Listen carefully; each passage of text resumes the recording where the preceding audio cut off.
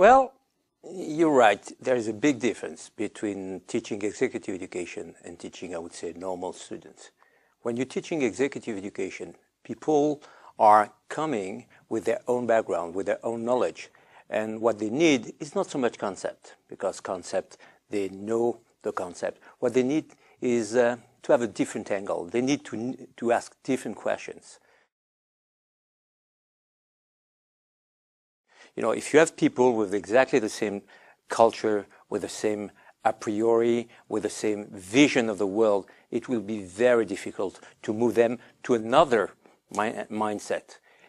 In executive MBA, especially in executive MBA or international programs, you have people with different culture, not only from countries, but also from background, from studying background, very different. So when they get it together, they do not have to, there's a natural tendency for the people to be open to the other culture because they are not alone in the same culture.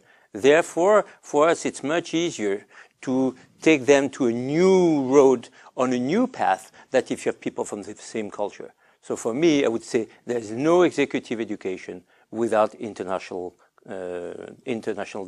diversity. There is no executive education without people coming from different background.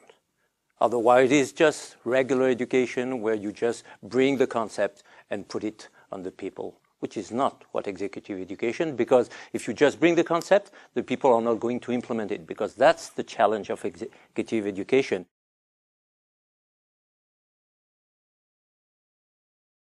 Well, what we learn in finance, basically, as you said, that the objective is about to create value, basically to satisfy the shareholders. And to do so, you have to meet the shareholders' expectation, which can be summarized in 2 words, which is profitable growth. Companies have to be able to generate profitability and grow at the same time. Problem is that profitable growth is a paradox, because if you just aim at profitability, you're going to reduce costs. You're not necessarily going to help the company growing, and vice versa. So as a matter of fact, when you are facing profitable growth, you are facing a paradox. You have a new product, this product becomes obsolete, is going to be copied, and basically you're not going to grow and not being profitable for a long time. So what is the way out? There's only one way out, and this is innovation. So innovation is directly linked to the objective of the company, which is profitable growth. When we talk about innovation, most of the people think about technical innovation, and this is not the most important thing. Most important thing probably is business model innovation. Business model innovation, that means you just present a new set of solutions to the customers, which is quite different. And as a matter of fact, there has been a big piece of research published a couple of years back, which showed that business model dies in 9 years. In other words, if you have a new business model, which is able for something like almost 10 years to generate profitable growth, after 10 years, there's not one single company in the world able to generate superior returns without changing its business model.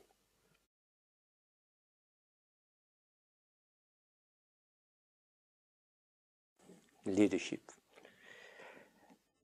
Leadership, it's not only leadership, it's the combination. We have to help people. We're talking about innovation, we're talking about change, and people have to change. What we know is that people are getting worried and people are getting stressed because of change. So what we have to do is make sure that we make the best of it so we can help them out.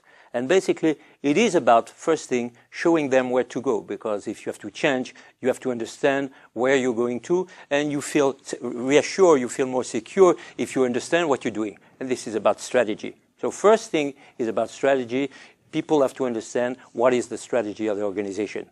Of course, once they know where to go, they have to go, and they have to have the courage and I would say the strength to change and do things differently. And this is very much about leadership. Leadership is making sure that the people are going to give the best of themselves in difficult time and that they are going to implement that change. So at one time, you have to be able to take the one most important decision, which is the go, no-go decision.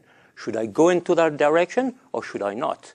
And then that's what you need finance, because how do you decide if you want to go or if you don't want to go? This is going to be by measuring performance or estimating, forecasting future performance, and that's what finance is about. So basically, I would say a good executive education program could be an MBA, an executive MBA, or a company program is always, I would say, articulated, structured along strategy, leadership, and finance, put all together, because never one of them is enough.